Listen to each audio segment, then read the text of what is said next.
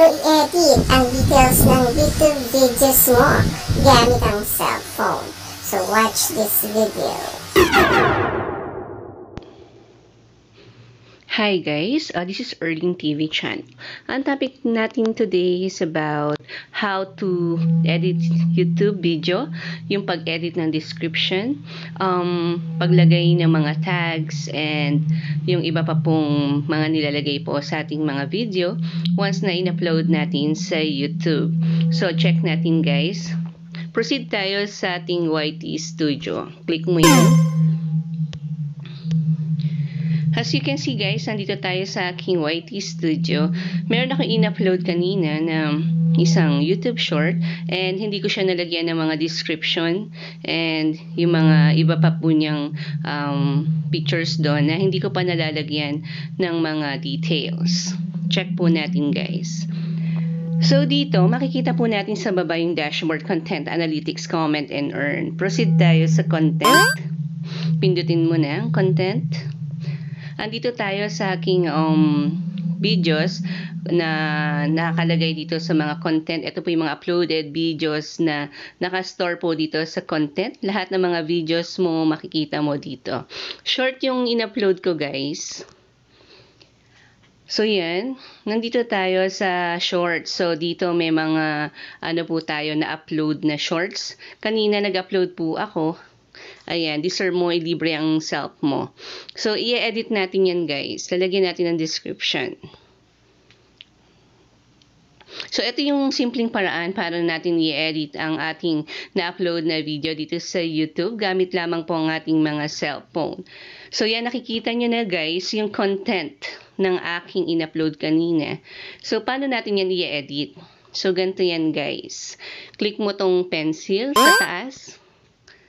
So, once na na-click mo na yan, so dito guys, nakita nyo yung add description, ibig sabihin, wala pa po siya na nakalagay. So, pwede po tayong maglagay dyan kung ano yung nasa isip nyo. So, for example, lagyan na lang natin to ng hashtag tutorial, hashtag YouTube short, okay, hashtag YouTube short. So, ang nakalagay po dyan, pwede natin yung i-enter. Yan. So, mga hashtag na lang ilagay natin. And then, pwede rin tayo ditong lagyan natin ng self-love. And then, hashtag treat yourself. Your YT channel, Erling TV. So, ganito lang yung simple way on how to edit your video.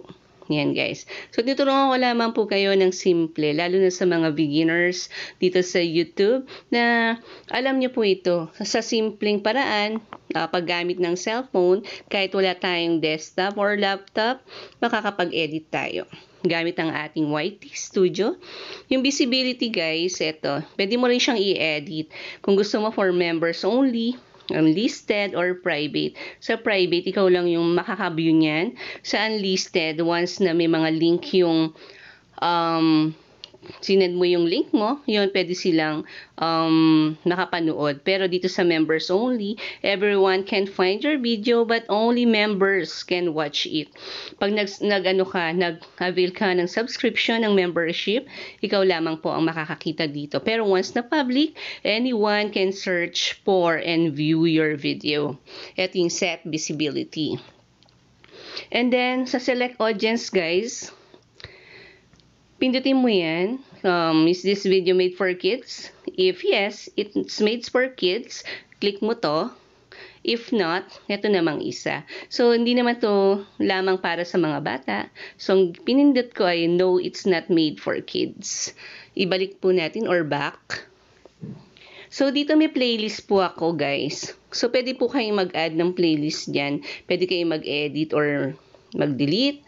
So, kung saan mo siya ipapasok, dahil ito ay personal vlog ko, ilagay na lang natin to sa aking personal vlogs. Aside from that, meron po akong tutorials and educational tips, motivational quotes, songs, and video editing tips. So, ayan po, dahil personal vlog, ayan ang aking pipindutin. Done.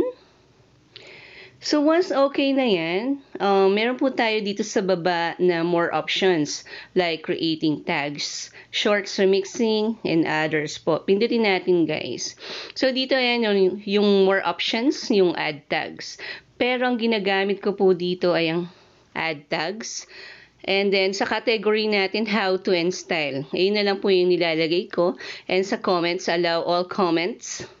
And license and distribution, standard YouTube license. So, pwede rin naman po kung gusto nyo siyang i-Creative Commons attribution. Ibig sabihin, wala po yung restriction, pwede po gamitin ng iba or pwede po nilang i-share po ito. Pero pag ginamit po natin ng standard YouTube license, meron po tayong right sa in-upload po nating video. And proceed tayo sa add tags. So, dito guys, maglalagay tayo ng mga keywords. For example, lagyan lang po natin. Yan, treat yourself. Lagyan natin ng comma. So, pag ganyan, buburahin uli natin kasi hindi pwede siya mag-duplicate tags. Nakalagay dito, duplicate tags are not allowed. Burahin natin to. Food cravings after work. Pero yung iba, mga single lang po ang nilalagay niya. Ito lang yung sample. So, pwede pa kayo mag-add dyan ng marami. For example, lagay mo rin yung channel mo, Erling TV. Ayan. Yan. So, guys, pwede po kayong maglagay ng madaming tags yan kung hanggang kailan po nyo gusto. Maisip kung ano yung mga keywords na searchable para at least mabilis mahanap ng viewers and maging trending din po yung inyong videos. So, dito, allow video and audio remixing. Ayan, allow only audio remixing. So, ito yung pinindot ko, yung nasa unahan, yung allow video and audio remixing. And then, dito sa category, marami po yung category. Pero kadalasang ginagamit ko po ay how to and style. So, pipili kayo dyan kung anong niche ang gamit nyo. Kung tungkol ba sa car and vehicles, comedy education, entertainment, film and animation, gaming, and so on. So forth. Ayan. So guys, eto na. Naka-ready na po yung ating mga options dito.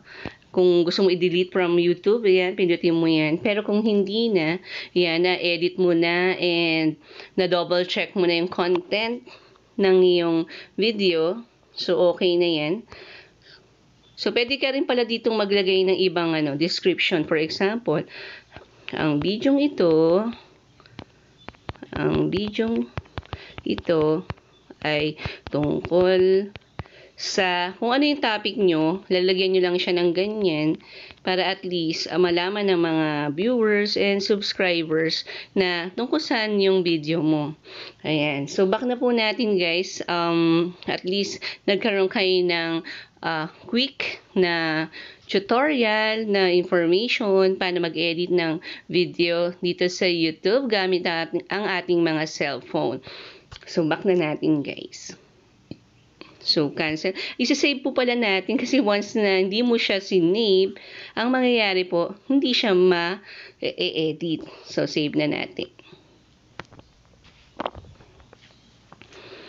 So, once na na-save mo, makikita mo na yan sa iyong video. So, ayun guys, this is Erling TV channel. I hope nagkaroon kayo ng additional information kung paano mag-edit ng video dito sa YouTube account mo gamit ang YT Studio. Ito po ay para sa mga beginners na gusto pong mag-YouTube or nag-YouTube na bago pa lamang dito sa YouTube na napakadali pong gamitin ang YT Studio sa ating mga video content. Again guys, this is Earning TV channel and have a good day po. And bye!